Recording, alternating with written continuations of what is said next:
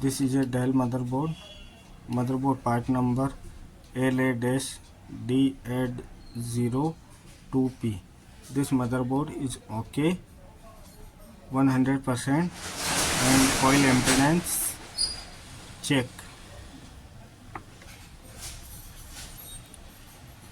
Set diode mode, no power, only impedance checking.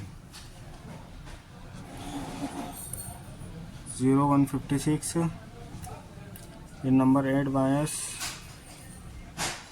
336 okay. Small coin 180 okay.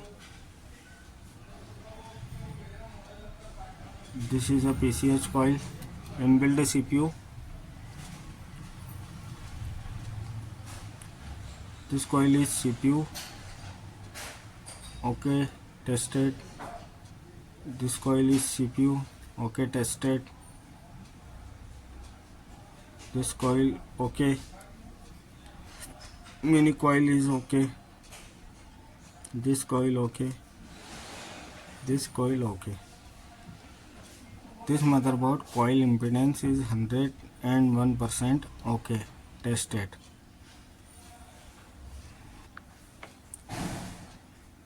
Power on.